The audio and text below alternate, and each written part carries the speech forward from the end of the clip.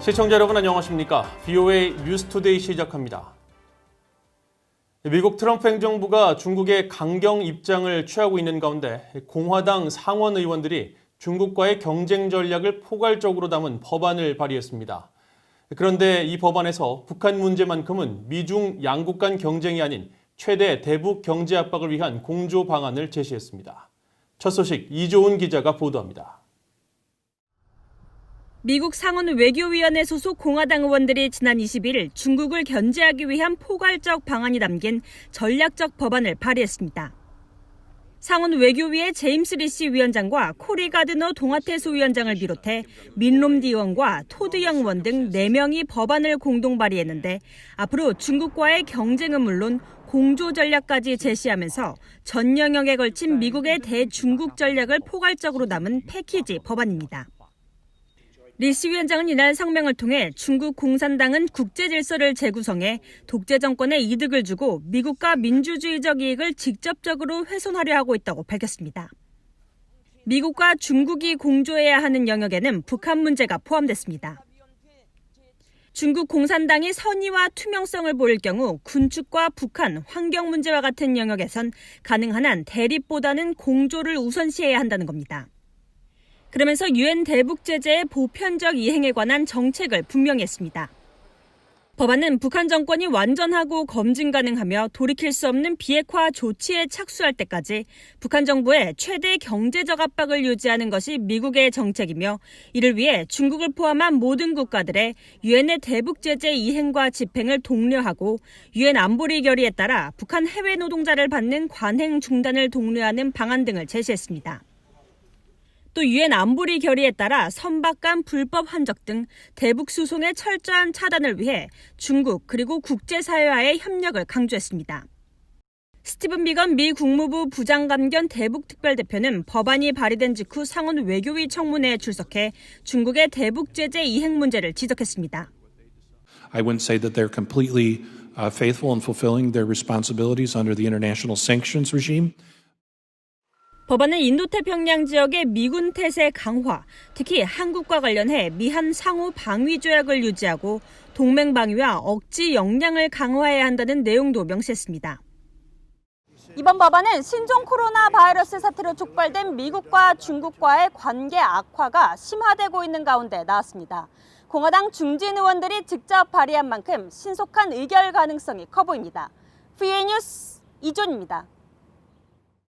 북한과 중국의 핵 위협 등에 대처하기 위해서는 동북아에서도 북대서양 조약기구 나토와 같이 핵무기 사용 조율 기관을 설립해 동맹국들의 의견을 반영할 필요가 있다고 전직 국방부 고위 관리가 밝혔습니다. 관련 소식 김동현 기자가 취재했습니다. 미국의 3대 핵무기 개발 기관인 로렌스 리버모어 국립연구소의 국제안보연구국장인 브래드 로버츠 박사는 23일 허드슨 연구소가 주최한 화상회의에 참석해 동북아의 북대서양 조약기구 나토의 핵계획 그룹과 유사한 기구의 설립을 검토할 필요가 있다고 밝혔습니다. 전 미국 국방부 부차관보를 지낸 로버츠 박사는 북한과 중국의 도발로 극단적 상황에 놓일 경우 동맹국들의 의견이 반영돼야 한다는 겁니다.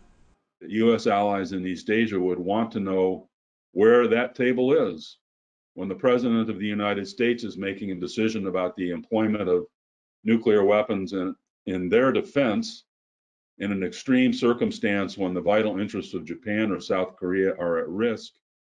나토의 핵계획 그룹은 북대서양 조약기구 나토 회원의 모든 국방장관들이 참여하는 조율기구로 핵무기 운용에 대한 의사결정과 핵 전략을 논의하기 위해 지난 1966년 설립됐습니다.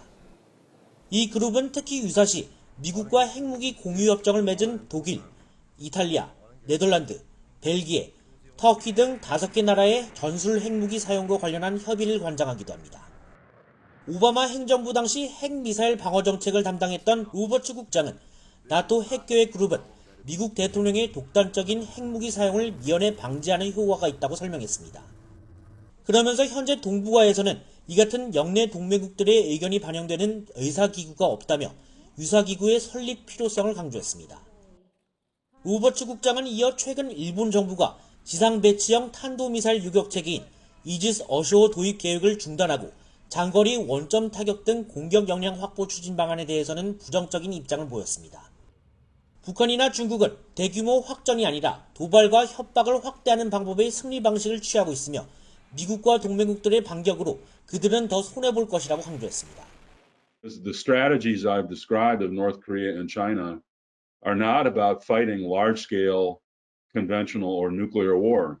If they choose to fight a large-scale conventional or nuclear war against us, they will lose. 로버츠 국장은 그러면서 미사일 방어의 본질은 이런 위협들에 대한 신뢰성을 떨어뜨리는 데 있다며 일본은 방어 자산에 대한 투자를 소홀히 해서는 안 된다고 강조했습니다. VOA 뉴스 김동현입니다.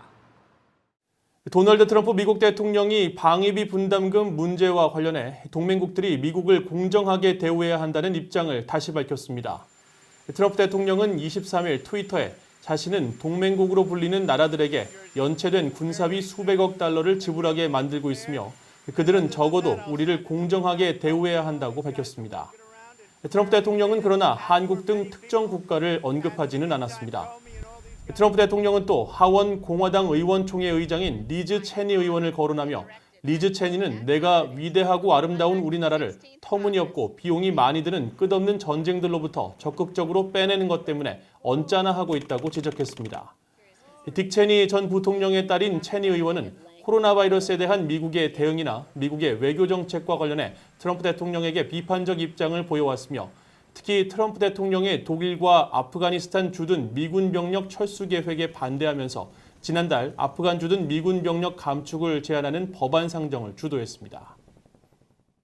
한국 내 민간 연구기관인 최종현 학술원이 23일 주최한 온라인 토론회에서 코로나 이후 미중 패권 경쟁과 북한 문제를 주제로 발표를 한 김병현 서울대 경제학부 교수는 현재 시점에서 북한 비핵화의 가장 중요하고 유일한 수단은 국제사회의 대북 제재이고 특히 중국의 협조가 필요하다면서 이런 상황에서 한국 정부가 북한과의 경제 협력을 우선적으로 추진하는 것은 북한 비핵화 가능성을 더욱 낮추는 것이라고 주장했습니다.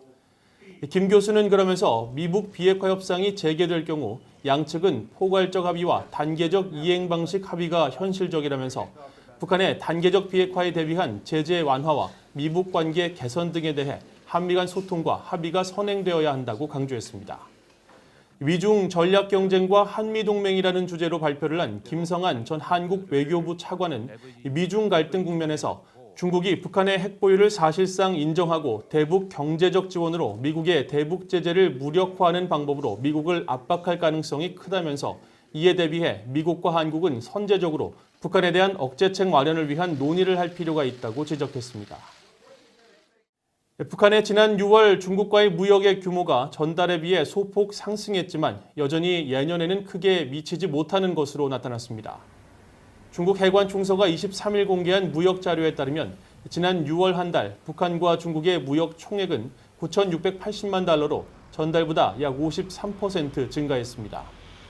그러나 지난해 6월 북중 무역 총액 2억 2,663만 달러에 비해서는 여전히 절반 수준으로 나타나 신종 코로나 바이러스 여파가 이어지고 있는 것으로 분석됐습니다. 한편 북한과 중국의 2020년 상반기 무역 총액은 4억 1,068만 달러로 집계됐는데 이 역시 지난해 12억 5천만 달러와 2016년 상반기 25억 달러에 크게 못 미치는 규모로 상반기 무역액으로만 보면 약 20년 전 수준으로 나타났습니다. 유엔군 사령부가 오는 27일 열릴 예정인 한국전쟁 정전협정 기념행사를 예년과 같이 판문점 내 자유의 집에서 열 수 있게 됐습니다. 한국통일부는 23일 당초 유엔사의 자유의 집 사용을 허가하지 않았던 입장을 바꿔 다시 승인했다고 밝히고 이는 유엔사의 재요청에 따른 것으로 신종 코로나 바이러스 감염증 상황 완화 조치와 우천 등 기상 상황을 종합적으로 고려했다고 설명했습니다. 당초 통일부는 코로나 바이러스 방역 상황과 최근 남북 관계 상황을 이유로 줄곧 행사가 개최됐던 판문점 자유의 집 사용을 승인하지 않았으며 이에 유엔사는 자유의 집 앞 도로에서 행사를 개최하는 방안을 추진했던 것으로 알려졌습니다. 유엔사는 지난 2013년 이후 매년 통일부로부터 정전협정 기념식을 위해 자유의 집 사용 승인을 받아왔는데 통일부가 앞서 불허 결정을 내리자 비무장지대 출입과 관련해 유엔사가 과도한 권한을 행사하고 있다는 한국 정부 일각의 불편한 심기가 반영된 것이라는 관측이 있다고 일부 한국 언론이 보도한 바 있습니다. 이상으로 VOA 뉴스투데이를 마칩니다. 시청해주신 여러분 고맙습니다.